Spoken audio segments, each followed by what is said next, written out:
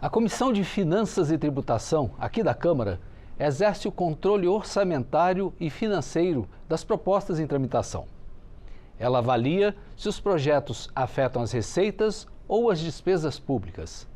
Na prática, a comissão verifica a compatibilidade das propostas dos parlamentares com a Constituição e a legislação fiscal, como, por exemplo, a Lei de Responsabilidade Fiscal.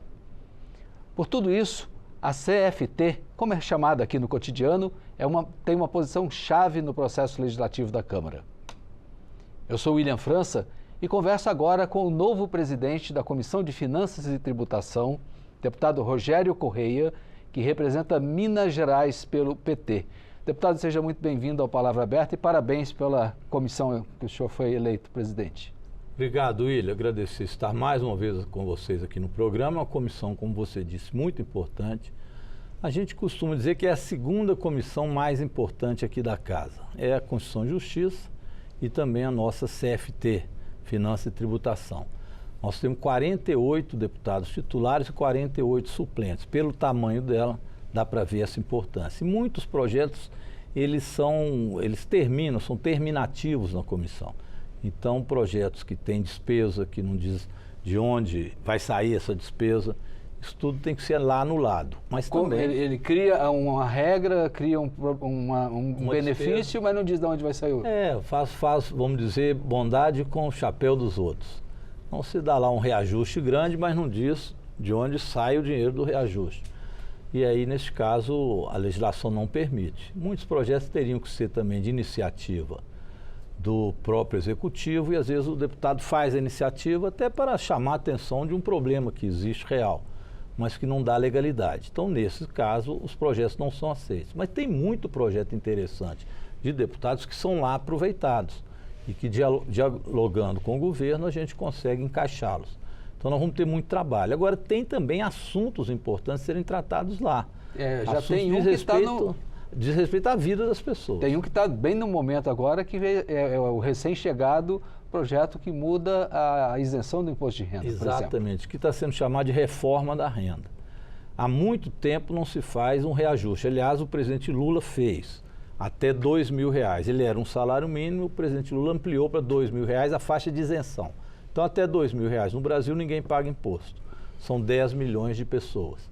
Agora, com essa proposta, mais 10 milhões deixarão de pagar o imposto, que são aqueles que recebem até R$5.000. Aprovado, então, recebeu até R$5.000, zero de imposto.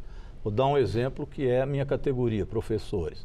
O piso salarial nacional de uma professora é R$4.900, colocando redondo, por mês. Então, com este piso, ela não vai pagar imposto. Hoje ela paga, no final do ano, R$3.900, quase R$4.000 até o final do ano de imposto anual. Quase um salário. Quase um salário. Então é como se ela recebesse um 14º.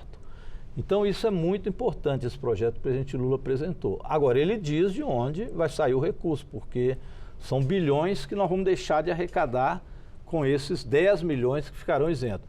E mais a faixa de 5 até 7.500 tem uma escadinha. Então, quem pagava um determinado tanto vai pagar menos, de 5 a 7.500. Até 5 é zero, de 5 a 7.500 diminui o pagamento do imposto. Então, é muita gente beneficiada. De onde sai? Então, a pergunta que eu faço para o senhor, e de onde sairá essa compensação?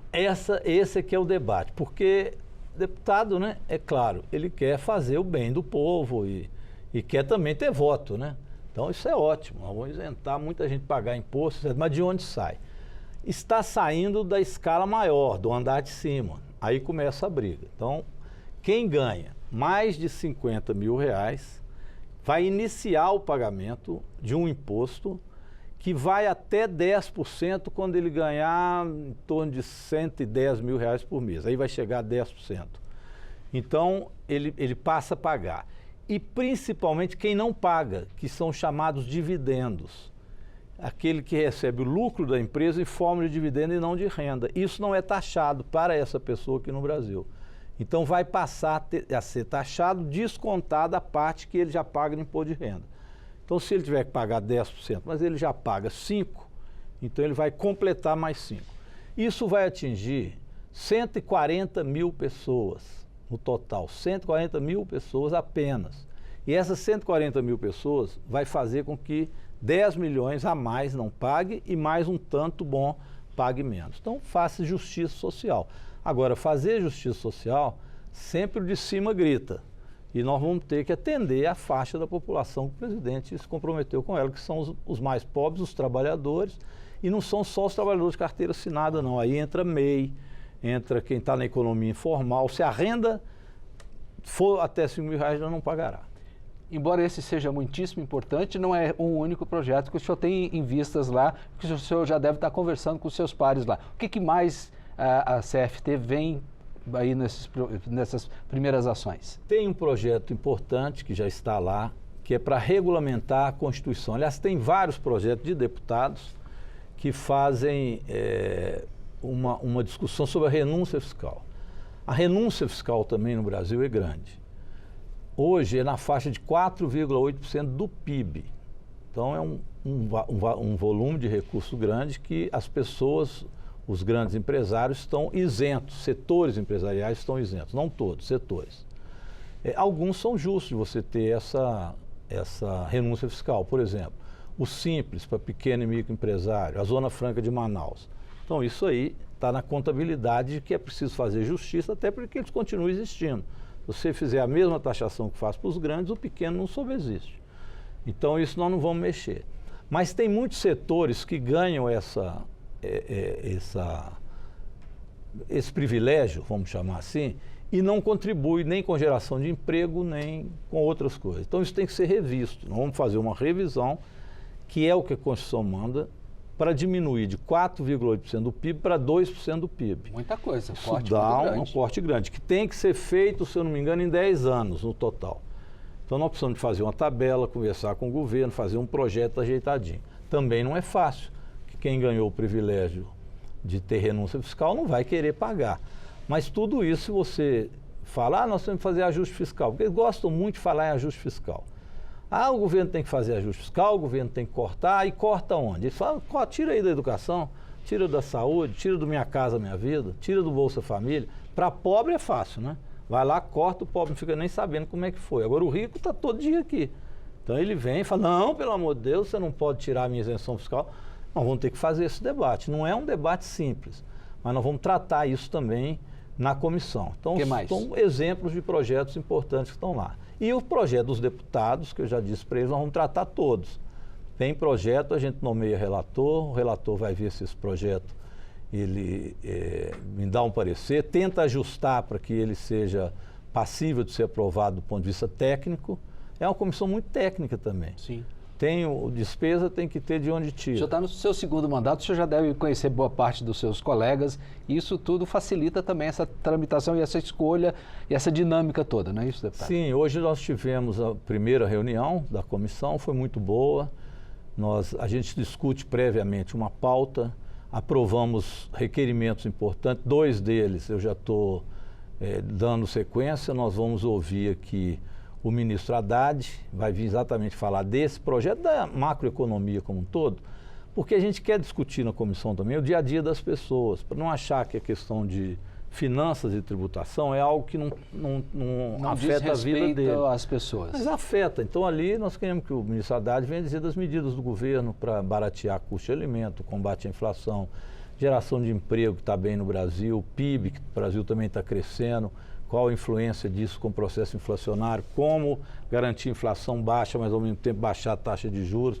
Queremos fazer uma discussão sem o economês, a linguagem do economês, que as pessoas entendam o que nós estamos fazendo aqui, qual a importância dessa comissão e da discussão de finanças e tributação. E vou também, já marcado para o início de maio, o presidente do Banco Central. Fiz uma visita a ele, o Galípolo, fui muito bem recebido, e ele se dispôs, falou, olha, é obrigação do Banco Central também prestar conta à população de por que está subindo os juros. É necessário mesmo? Nós queremos discutir isso. Muitas opiniões que foram dadas na comissão, na primeira reunião que nós fizemos, é de que está alta a taxa de juros, tem que dar um jeito de baixar. Quando se aumenta a taxa de juros, aumenta a dívida pública do país, aumenta a dívida do governo, o governo perde recursos que podia estar financiando outros setores. E tem também a relação agora com a política internacional. Essa política do governo dos Estados Unidos, do presidente Trump, de taxar os países. Como é que isso vai influenciar no Brasil? Preço de aço, por exemplo, como é que é o reflexo? Como é que isso tem reflexo no agronegócio? O Brasil traz de lá de fora, dos Estados Unidos inclusive, muito fertilizante. Mas também nós passamos muito produto do agronegócio, seja soja, café, milho, mas muita exportação também. É mais ou menos igual, 13%. Mas nós temos uma relação comercial com a China muito grande. Se os Estados Unidos taxa, com certeza a nossa relação internacional com os outros países, China, Europa, etc., vão aumentar. Japão agora, o presidente. Japão, o presidente foi lá. O Lula não é bobo, não. Já viu, ó, Trump está fechando as portas, tem outras abertas, né? Tá certo. Eu acho que política internacional tem que ser prático também nesse sentido. Deputado, pelo que eu falei no início, eu acho que se confirma mesmo. A CFT é uma das protagonistas da agenda da Câmara e esse ano, pelo jeito, promete sucesso na sua agenda. Volte mais vezes para nos relatar desse passo a passo e o que está sendo feito lá na CFT, por favor. Com certeza, vamos voltar, esclarecer para o nosso povo, né? Dizer que a intenção na nossa comissão é ajudar o governo nesse sentido. Baixar a taxa de juros, ter uma inflação baixa, continuar aumentando emprego. A renda do brasileiro aumentou, mas você precisa aumentar a renda e, ao mesmo tempo, não aumentar os preços. Então, é sempre um caminho que não é fácil, mas é o caminho que o presidente Lula tem seguido. Então, nós vamos também procurar ajudar o Banco Central, o ministro Haddad, o presidente Lula, a fazer um Brasil cada vez mais justo e cada vez melhor. Desejo boa sorte, muito obrigado. Obrigado. Quer saber mais detalhes sobre o funcionamento da CFT?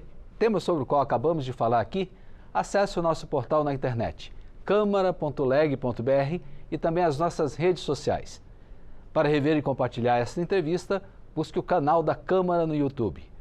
Muito obrigado por sua atenção.